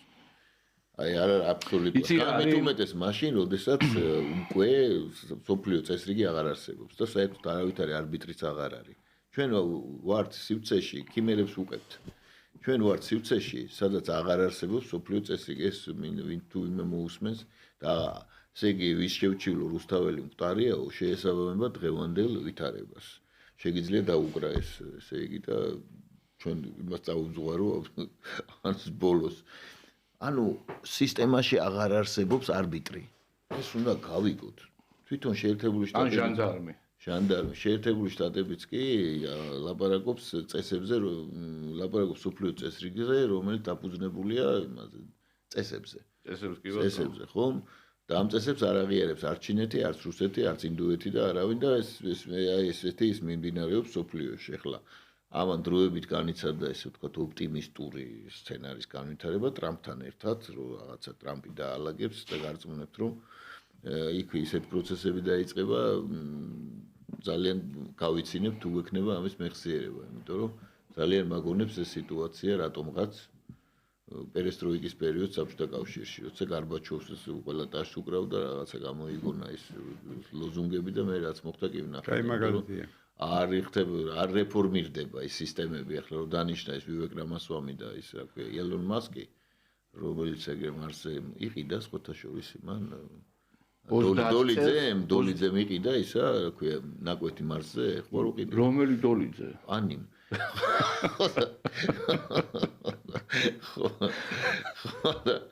აი რა ზევყვები ახლა ამას.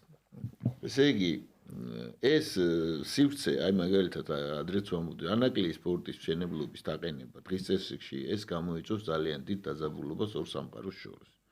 აი ძალიან დიდი სიფრთხე გარანტიების გარეშე, რომელსაც შემოპოვებასაც ცდილობდნენ დაუშვათ, ხო? ეს აუცილებლად დიდ წინააღმდეგობას წააწყდება. ბოდა. რატომ? იმიტომ დავაკვირდით ეს რა ხდება, ხომ? ეს არის ძალიან დიდი გეოპოლიტიკური თემატიკა რა. ანუ ეს ერთგვარი ეპიცენტრია გეოპოლიტიკური ბრძოლის, ხდება ეს ეპიცენტრი. რის შედეგსაც ჩვენ ხედავთ. აგერ.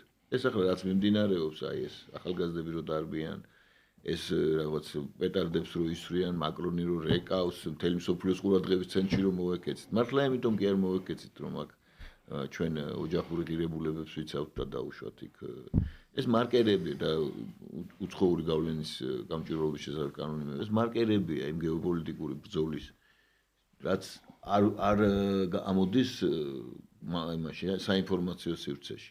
იგივე დაუშვათ უკრაინაზე ვწერდი მე 6 წლის წინ 7 წლის აღარ მახსოვს 2014 წელს გასაგები იყო რაც ხდებოდა დაუშვათ იგივე უკრაინასთან მიმართ როგორც კი რევოლუცია მოხდა. იქ დაუშვათ გეოპოლიტიკური ნარკვევები. რომ გასაგები იყო რომ ის ცოცვა, ზღვის ცოცვა იმისკენ, რა ქვია, ჰარტლენდისკენ, ანუ დასუსტებული ჰარტლენდის ნაფლეთისკენ, როგორც არის დღეს რუსეთი იყო იმ დროს, ხო? აუცილებლად გამოიწვევდა საპასუხო რეაქციას. და მათ შორის მაგალითად ჩინეთის მხარდაჭერით და მივიდოდა ეს ატომური ომის საფრთხემდე, რომელიც არ მოხდება, ან არ მოხდა კი, მოხდება კი ვხედავთ ორეშნიკებს. ხო? და იმას წვნევს. ანუ და ჩვენ აი ამის მიხედვით უნდა განვიხილოთ მიმდინარე პროცესები, იგივე ეს ანაკლიის სპორტი და ასე შემდეგ. ანუ თემა რა არის? საქართველო არ უნდა გადაიქცეს, ასე ვთქვათ, მშვიდობის ზონად, სატრანზიტო უმსხვილესი დაინტერესებული, ასე იგი, სივრცეების სატრანზიტო ინტერესების დაკმაყოფილების ზონად, რომლებიც დაინტერესებული იქნებიან აქ სტაბილურობით, მან საქართველოს უნდა გადაიქცეს სირიად, რომელშიც ყველას რა თქმა უნდა ეს არაფერი არ განხორციელდება, მაგრამ განხორციელდება სანატრელი რამ. ჩვენ აქ ვიბრძოლებთ ევროპისთვის. კერძოდ ვიბრძოლებთ როგორ გადავიქცევით პარტიზანებად, როგორც უთხრეს ბიძინა ივანიშვილს უთხრა, მისი სიტყვებს ვიმეორებ, ხო 5 დღე ხო გაუძლებთო და მეო პარტიზანებიო. ახლა ვინაიდან რადგან ჩვენ მაინცა და მაინც არ ვხიბლავს ეს პარტიზანული მოძრაობის პერსპექტივა ქართველებს. ახლა კი ყავს ასეთი მაგალითად ლომჯარიას როგორც ცნობილია ბომბებს თავის შეშვერის ოცნებობს. ბევრი არის. მაგრამ ვინაიდან ახლა ჩვენ ხო ასეთები აგერ დარბიან. მაინცა და მაინც არ ვეყოფით, ამიტომ სირიაში არსებობს ამის რესურსი, იდლიბის პროვინციაში და ასე შემდეგ და სხვაგანაც, რომლებიც არიან ყატაკები, მათ რო შეუწყვიტონ დაუშვათ, რომ გარკვეულმა სპეცსამსახურებმა რო შეუწყვიტონ, ასე იგი, ეს დოლარის მიწოდება, ხო, რომელსაც თვითონ ბეჭდავენ იქ, ისინი მშიერი მოკვდებიან ახლა ეს ყანამაში მაგენი ვერ იმუშავებენ და ასე ვთქვათ, ვაჭრობას მაინცა და მაინც ამდენი ხანი იდლიბის პროვინციაში ვინ არჩენდა მათ. ხო, გასაგებია, ვინც არჩენდაგაც. აი, გაოცებული ვარ ასეთი კითხვების, აბაზე რო კითხვებს არ სვამ. რატო არჩინეს, ჩამოაგდეს ასადი. რომელიც თავის მხრივ, რა თქმა უნდა, იყო კაკორუმპირებული და ის ვერ გაუძლებდა, ვერანაირი ბიუჯეტი ვერ გაუძლებს დაუშვათ იმას, რომ სანამ არსებობს ფერესი. ახლა რას გულისხმობ? საქართველო არის იდეალური ქვეყანა პარტიზანული ომისათვის, თუ ყავს პარტიზანები, რომელსაც აფინანსებ. საწავლენ ახლა ეს პარტიზანები ისმის კითხვა. თან სიმწვანეა, სითბოა, ავღანეთიდან განსხვავებით, ხო? სიმწვანეა, შვენიერი ხეობებია, საქართველოს ხეობების ქვეყანაა და თილო კავკასიის ასაფეთქებლად იდეალური ვარიანტია. აფხაზეთის თემა ზუსტად ამ კონტექსტშია განსახილველი, აი ზუსტად. მამუკა არაჩვეულებრივად ახსნა იქ რა ხდება, თურქეთის როლი ახსნა და თურქეთი იყო გადამწყვეტი როლის შემსრულებელი სირიაშიც. რატომ თურქეთი და ვისთან ერთად მოქმედებს თურქეთი თუ გვახსოვს, ხომ ვიცით ახლა ეს მური დაბოდიალობს ყოველ თვეში ერთხელ არის ისტანბულში. თურქეთს ამავე დროს მური არის ლევიდ მური ბრიტანული დაზვერვის ხელმძღვანელი. ბრიტანელების ყურები ძალიან ნათლად ჩანს მაგალითად იგივე კავკასიის ხალხთა ანსამბლეის გააქტიურებაში. ეგენი პირდაპირ მაგათ იმაში არიან. ასევე შეგახსენებთ ხო ის აოცრება უდიდესი ის არის ესე საიდუმლო რომ ისრაელის არმიას კაცო ვინ ამარაგებდა იმითი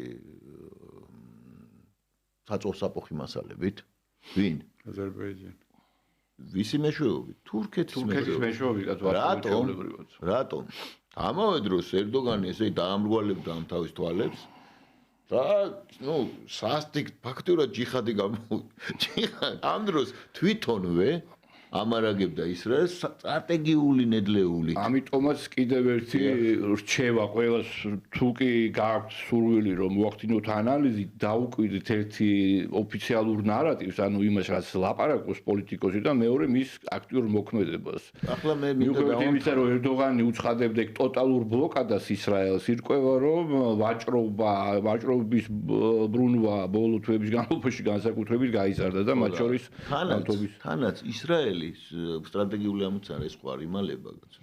ისრაელის სტრატეგიული ამოცანა არის ერეც ისრაელის ესე იგი აშენება. რა არის ერეც ისრაელი? ერეც ისრაელი გულისხმობს ღაზას სექტორის მთლიანად ანიგილაციას, ანუ იქიდან ის მოსახლეობა უნდა წავიდეს.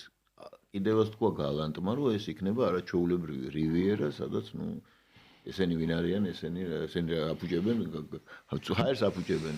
ეს თქვა და ნუ უპრეცედენტო მასშტაბის მართლაც ეთნიკური წმენდა და მიმდინარეობს უპრეცედენტო არც იმისი რა ქვია იორდანეს მარცხენა სანაპიროზე ორი დასაკი ორი სახელმწიფოს აშენება დღევანდელი ისრაელის ტერიტორიაზე ეს არის утоპია.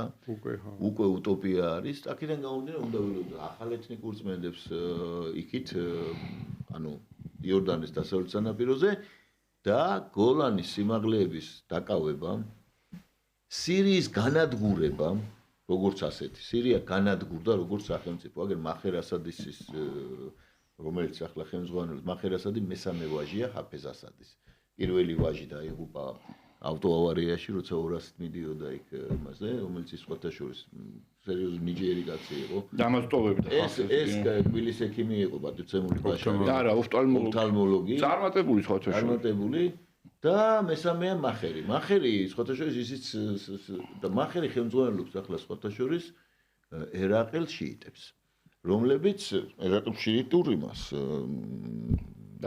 შეიარაღებულ დაჯგუფებას უნდა ვთქვა რომ იქ იმდენი ძალა ჩაერთვება ახლა სირიაში და ისეთი სისხლისღვრა ატყდება კი ისინი არიან ჩtildeოთ ანუ ლოიალური ზოგიერთი ჩვენი თანამემამულის მიკვირს რომ უხარიათ რა გიხარია მეც მიხარ მე საერთოდ ბაშარ ასადმა აფხაზეთი აღიარა და საერთოდ რაზე ელაპარაკი ბაშარ ასადი ვინც არის გასაგებია შენ რა გიხარია ისინი გოლანის და ბაგათი გამარჯვება ალჯოლანია თუ რა ვინც არის როგორ შეიძლება ადამიანს გიხაროს ადამიანები რა პროფესიონალი თავის კვეთელები თან ვისი ქრისტიანების პირველ რიგში ნუ სხვებზე აღარ ვლაპარაკობ კიდე შიიტების ალავიტების რაც მაგათმა ჩაიდინეს ხო და ახლა ვიღაცას მართლა გონია სრული სერიოზულობით ესენი მოთვინიერდნენ და გახდნენ ესე იგი ადამიანის უფლებების დამცველები ნუ აი ამასთან ეს მე ლაპარაკობ ჩვენ საზოგადოებაზე ეს აი ამათ ლაპარაკობ ამათ ნებისმიერ რო კითხო ახლა დარბიან გარეთ რო კითხო რა მოხდა სირიაში და ჩვენ გეკითხა რა კაი რაღაცა მოხდა იქ არა მე გეტყვი რა რუსები რო ახლა იქ დიქტატურა და ნუ იგონებთ რაღაცებს არანაირი გეოპოლიტიკა არ არსებობს აქ ჩვენ ვებრძვით რუსულ ხელისუფლებას და ამ ქვეყანაში არც სიმშვიდე არ არის არც მშვიდობა არ არის და ასე შემდეგ და ჩვენ გვინდა ევროპისკენ ხო აქ არის დიქტატურა ჩვენ გვინდა ევროპისკენ არაფერი ეს არ აინტერესებს პირიქით მათთვის გეოპოლიტიკა არის ცრუ მეცნიერება და სხვათა შორის ლიბერალების ასწავლებლებში პოლიტოლოგიაში ესეც არის. მიუხედავად იმისა, რომ დასავლეთის მიერ არის შექმნილი ხაუსჰოფერი, ცნობილი გეოპოლიტიკა და ეს ხარცლანდი და ტალასოკრატია და ასე შემდეგ არის ტერმინები სამეცნიერო. უბრალოდ აქ კიდევ ერთი ასპექტი არის და ბევრი მიმოხილველი ამ ასპექტს ხას უსვამს. საქმე იმაში რომ ხმოთაშუა ზღვას ზუსტად აი ამ ბასეინში, რომელსაც უვოჩდება ღაზას სექტორი და სირიის სანაპირო არის აღმოჩენილი უზარმაზარი კოლოსალური ნავთობის და გაზის ლევიათანი მათ შორის კიდე არის ორი საბადო უფრო მცირე, მაგრამ ეს არის რამდენიმე ათეულობით მილიარდი კუბომეტრი და ტრილიონი და ამაზე მიმდინარეობს მათ შორის ამაზეც ამით აიხსნება ის რომ თურქეთს უნდა ამ სანაპიროს დაკავება და ღაზას სექტორი ნუ ეხლა შენ ამასთან დაკავშირებით თქვი. მაგრამ კიდე ერთი ესე იგი ბრიყვიზმი რასაც ავრცელებდა ჩვენი ოპოზიცია არის შემდეგი. მაკრონმა იმიტომ დაურეკა ბიძინა ივანიშვილს, რომ საქართველოსთან მომლაპარაკებლად დანიშნა მაკრონი არის არა ორბანი. ხა რატომ არის სისულელე? ესე იგი ზელენსკი როდესაც ჩამოიყვანა მაკრონმა და დასავლეთ ამერიკული პრესა წერს რომ ტრამპი ეწინააღმდეგებოდა და აი ბოლო რაღაცა იქ ვიზიტის დროს და აიძულა პრაქტიკულად შეახვედრა ხო? ტრამპმა მოსთხოვა გაჩერება. ტრამპმა თქვა რომ მე მინდა რომ დავასრულო ეს ომი, პირველი ჩემი ამოცანა იქნება ეს და ტრამპმა უთხრა რომ ესე იგი არ გამოიწვია ესკალაცია. სხვათა შორის გუშინ გააპროტესტა ბაიდენის მიერ აი ამ იარაღის მიწოდება უკრაინელებს. თუმცა მე მაინც ვფიქრობ გარკვეული შეთანხმება ტრამპსა და ბაიდენს შორის. მაგრამ ნუ ეს ჩემი ვარაუდია. ამის მიუხედავად ამის და მიუხედავად, ხო, მე გაკეთდა ძალიან ესეთი განცხადება, რომ ზელენსკის უნდა მშვიდობა, მე ვიცი, რომ ზელენსკის უნდა მშვიდობა, ჩვენ მივახცევთ მშვიდობას, იმედია ვლადიმერ პუტინი ამას გაიგებს. მეორე დღეს ზელენსკი პასუხობს, რომ მე ესე იგი, კი ბატონო, წავალ ამ შეთანხმებაზე, ოღონდ პუტინს არ უნდა ეს შეთანხმება, მომაწოდეთ იარაღი და მე მჭირდება უსაფრთხოების გარანტიები თქვენგან. შემდეგ ორბანი ჩადის ტრამპთან, ახორციელებს სატელეფონო ზარს პუტინთან და ზელენსკისთან და არცელებს განცხადებას, რომ ზელენსკის არც სამშვიდობო ზავი ისჭირდება, არც ტყუების გაცვლა გამოცვლა და საერთოდ მოკლედ ამის შემდეგ ზელენსკი აკეთებს უკვე ძალიან არადიპლომატიურ განცხადებას, იმასთან დაკავშირებით, რომ ორბანს იქნებ ასადთანაც დაერეკა და იმასთან მიეღწია რაღაც გარკვეულ შეთანხმებას. მოკლედ ჩვენ ვხედავთ, რომ ამ შემთხვევაშიც ტრამპი არ იყენებდა მაკრონს, არამედ ისევ ორბანი, მისი ემისარი პრაქტიკულად ევროპაში, აგორებდა ესეთ მნიშვნელოვან საკითხს, როგორც იყო უკრაინა და რა ლოგიკით უნდა ჩართულიყო მაკრონი, მით უფრო რომ ვიცით, უკამაც თქვა ამის შესახებ, ხო? ჩვენ ვიცით, რომ ზალომე ზურაბიშვილის დაყენება და დასახელება კანდიდატად იყო ბიძინა ივანიშვილის ინიციატივა. აქ იყო გარკვეული კომპრომისი მათ შორის ფრანგებთან და სხვათა და ამერიკელებთან, იმიტომ რომ მე მიმაჩნია ზალომე ზურაბიშვილი ბევრ უფრო ამერიკულ თამაშს თამაშობს, ყოველ შემთხვევაში აი ამ ფლანგის, ეგრეთ წოდებული გლობალისტების და ლიბერალების, ვიდრე საფრანგეთის.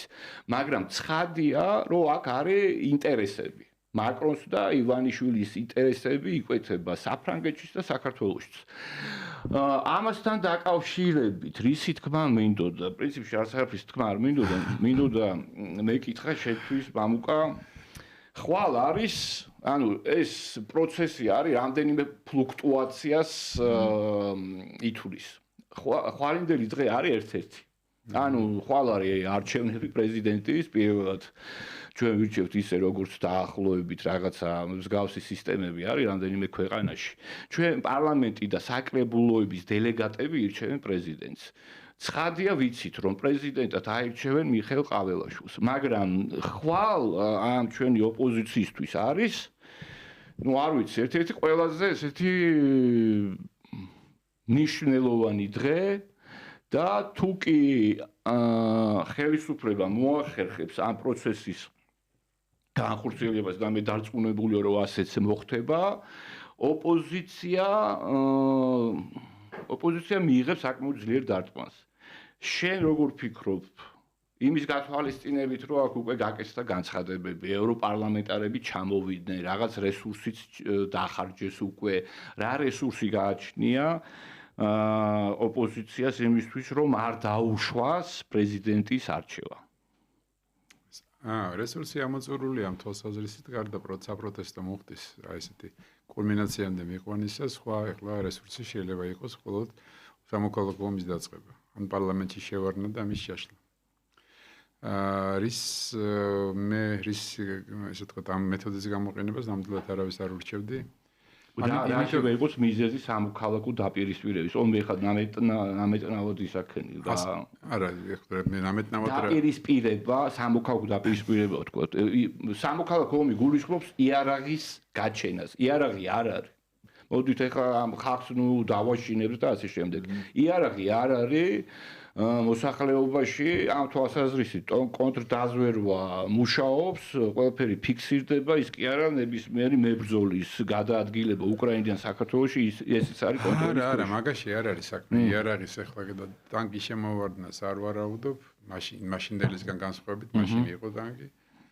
ექსესი, რომელიც შეიძლება დამთავრდეს ერთი გვამით ან ორი გვამით. აი ეგ არის, კი ბატონო, საკრალური მსხვერპლი. კი ბატონო. იცი რა შეასაქმე, მე უბრალოდ წარე გამოცდილება და არა მხოლოდ ემოციური მეხსიერება და ფაქტიური მეხსიერება, არამედ ასაკის მეხსიერებაც ამას ვკარნახობს.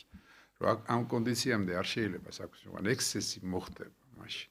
და თუ გადაიდგა გარკვეული ნაბიჯები. ის რაც დღეს ქუჩაში ხდება, მე უნდა ვთქვა ეს არ შეიძლება რომ არ თქვა. ძალადობის დემონსტრირება, რომელიც პროვოცირებად მოხდა ერთი მხრიდან, მაგრამ მეორე მხარემაც მე ვფიქრობ, რომ გარკვეულწილად მეორე მხრის ზოგიერთი ქმედება კრიტიკას ვერ უძლებს, განსაკუთრებით ეს ჟურნალისტებისა და ადამიანებზე თავდასხმა, რა ჟურნალისტების, მარტო ჟურნალისტები არ არის თავდასხმა, აბსოლუტურად გაუმართლებელი თავდასხმა რიგ შემთხვევებში ეს შემთხვევით აბსოლუტურად მიუღებელი. მაგრამ გავანებოთ ახლა ამას ერთი წუთი. თავი ჩვენ ლაპარაკობთ მაღალ მატერიებზე, ხო, ასე ვთქვათ, ადამიანის მაღალი მატერიაა და სახელმწიფოს ბედის მაღალი მატერიაა. და აი სახელმწიფოს ბედზე ვლაპარაკობ. იმიტომ რომ ნებისმიერი ასეთი ექსცესი აუცილებლად გამოიწვევს სახელმწიფოს კიდევ უფრო დასუსტებას. ეს არის ფაქტი. ამიტომ არის რომ მე ზოგიერთი ჩვენ ჩემი კოლეგისაგან განსხვავებით მუდმივად ლაპარაკობ კომპრომისი. კიდევ ერთხელ მეორე ამას ყველაფერს მნიშვნელობა აქვს, რაც მე ჩამოვთვალე ჩემი ესე ვთქვათ გამოცდილებას და ასე შემდეგ. მე მაინც მგონია რომ ხლა რომ მეკითხები ხვალენდელ დღესთან დაკავშირებით, მაინც მგონია რომ მიუხედავად პრევენციისა, მიუხედავად იმაზე საუბრისა რომ ეს შეიძლება მოხდეს, აქეთკენ საქმეს წაიყვანენ. იმიტომ რომ ეს მომიტინგეები, რომლებიც იქდგანან, ისინი ხო არ არის ძირითადი ძალა, არა ძირითადი ძალა არის ვინც პროცესს მართავს. ისე რომ ამ ადამიანებმა ხშირად არც იციან რომ იმართებიან. არ იციან საიდან მოდის ფული, არ იციან ვინ აკეთებს თქვა ასე რა ქვია ტექნიკურ და არ აინტერესებს. ხო არ აინტერესებს, ნუ ხო ზოგიერთი კითხვები კი აქვს, არა არის კითხვები არის, მაგრამ პასუხები როცა არ არის ჭუმდებიან, იმიტომ რომ ეს ხელს უშლის. რა თქმა უნდა, იმიტომ რომ ბევრი კითხვა არის. უბრალოდ აქ ჩვენ ხო ვიცით, აი სოსომ თქვა რომ ის არ არის მთლად, რასაც ასწავლიან სასწავლებლებში, სკოლაში, თუ უნივერსიტეტში. მაგალითად ბუნება რევოლუციის, ხო? იქ წერია რომ რაღაცა გაღატაკებული უმრავლესობა ახდენს რევოლუციას. არის აბსოლუტური სისულელე, იმიტომ რომ საფრანგეთის ეს რევოლუცია ბურჟუაზიული არაფრით არ იყო დაკავშირებული ან სიდუხჭირესთან, რომელიც თითქოს და იყო საფრანგეთში მაშინ ერთ-ერთი ყველაზე მაღალი ცხოვრების დონე იყო, ხო? დღემდე არ ყვევენ ვინ იყვნენ ეს იაკობინელების საერთოდ ცნობილია, მაგრამ ესაც ეგენია. დღესაც ის ნოტრდამში იყო მაგალითად. ანუ მაგრამ მე აქ მენიშნა სხვა რამე და ბუნებრივია ამ ცოდნას არ ფლობენ, გამოცდილება არ აქვს, ანუ ცხოვრებისეული გამოცდილება და ამას აქში შენ უფრო მოძრაობა, მოქმედება გსურს ვიდრე რაღაცაზე ფიქრე. ხა ჩვენს ყოფილვართ და ვიცით რომ ეგრე მოქმედებდით. ამდენ ფონია მაგრამ. მათ შორის რა თქმა უნდა. და რო კითხავ აბა ვის ირჩევ შენ ოცნების მაგივრად, აქ არის კითხვები, ხო? მაგრამ შენ თქვი რომ აი კომპრომისი თუ კი ჩვენ ახლა საუბრობთ რომ ეს ძალა შეცდება საკრალური მსხვერპლის ინიციირებას. აი როგორ უნდა წახვიდე, რა კომპრომისი არის საუბარი ამ ძალასთან? ხო, თუ არ შეიცადა? არა, რაზე უნდა ელაპარაკო ამ აი სალომე ზურაბიშვილს რაზე უნდა ელაპარაკო? სალომე ზურაბიშვილზე არა მაგ ლაპარაკი. პოლიტიკურ პარტიების არის. ანუ კარგი, მამუკა ხაზარაძე, ნიკა გვარამია. ძალიან კაი კითხვაა და ეხლა მოიცადე ხო ესე კიდე გვაქვს ჩვენ 10 წუთი. ბულკივით ვიჯექი აქამდე.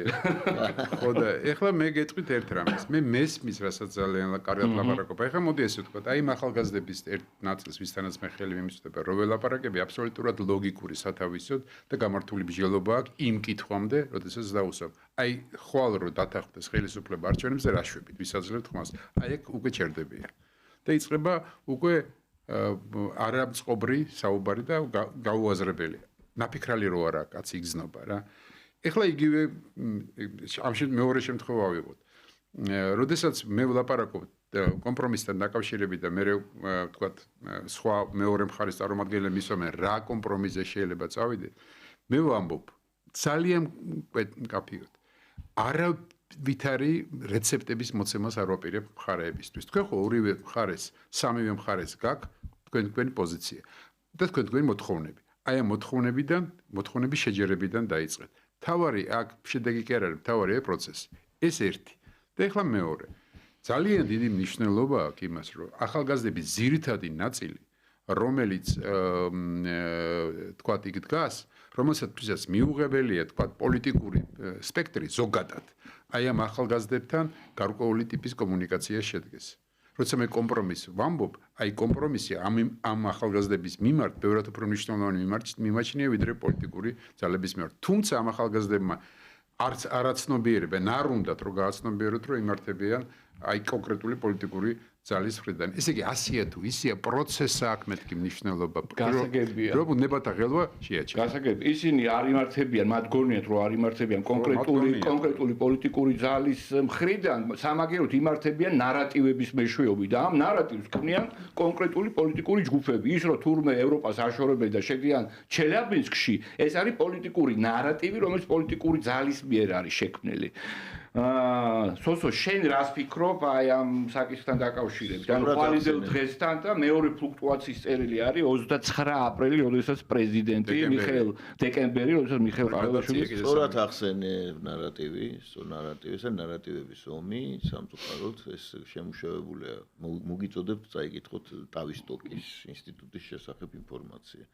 ეს არის ძალიან კონკრეტული ღუზებია, კონკრეტული ზომბირების მეთოდოლოგია, რომელსაც უბრალოდ ვერ ეწინააღმდეგება ლოკალური საზოგადოებები. როდესაც მასობრივი ინფორმაციის საშუალებებით მიმდინარეობს, განსაკუთრებით აი ამით სოციალური ქსელებით, ძალიან ძნელია წინააღმდეგობა გაუწიოს ტრადიციულმა კონტრპროპაგანდამ. აი მაგალითად ახლა იგივე დავუშვათ, როდესაც საუბრობ ჩვენ ტალასოკრატიაზე და ასე შემდეგ, მას ახასიათებს ნებისმიერი მეცნიერულ-ტექნიკური აღმოჩენის ვეპენიზაცია, ანუ იარაღად გადაქცევა. ესე იყო ყოველთვის და აიმითი არის ეს წინ ყოველთვის კოდი აქვს ეგეთი რა, მოკლედ ესე რომ ვთქვა. ახლა ჩვენთან რა ხდება? ჩვენ ვიმყოფებით ეგრეთ წოდებული პოსტსიმართლის ეპოქაში. პოსტსიმართლის ეპოქაში მნიშვნელობა აქვს არა ფაქტს, მის დადგენას, არამედ აქმას, ანუ ინფორმაციის ინტენსივობას და მის გამეორებადობას, ანუ რაოდენობას, უხეში რაოდენობას და მის ხშირ გამეორებას.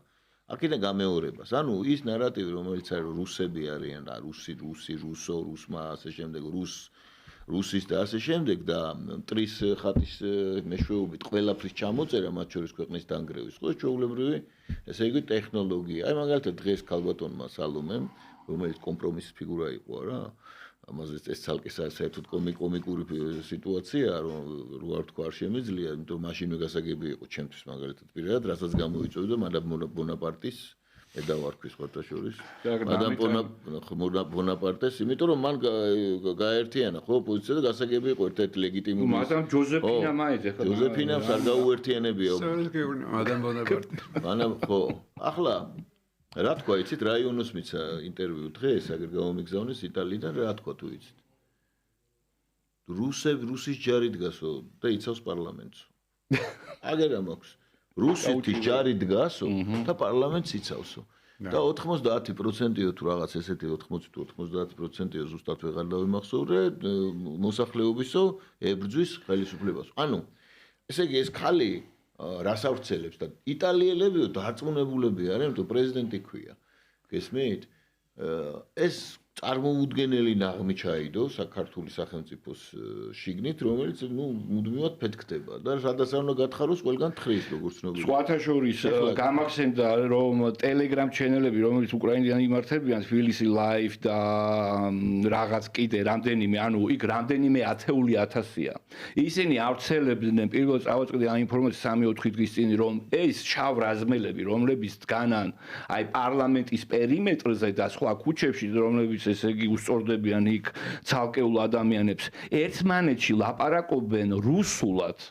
სუფთა რუსულ ანუ ეს ინფორმაცია ეს ფეიკი ვრცელდება ინტენსიურად და ამას რო სალომე ზურაბიშვილი მუჭეს მედებს არ არის ერთი წუთი ვრჩება კი ბატონო უნდა ვთქვა კიდე ერთხელ ვიმეორებს ინფორმაციის რაოდენობა და გამეორების ხარისხი. აქედან გამომდინარე, გამეორების რაოდენობა არის კრიტიკულად მნიშვნელოვანი. აქედან გამომდინარე ის რაც ხდება მაგალითად ახლა საზოგადოებრივ მაუწყებლობაზე, სადაც ძალიან ჭკვიანურად მოიქცნენ და ესე იგი ის არ ყოფნი და მთელი მედია, მთელი სოციალური ქსელები ამათ ხელშია, ხალხი ესე იგი და ამას ქვია ეგრეთ წოდებული გადაძახილის ტექნოლოგია, ხო?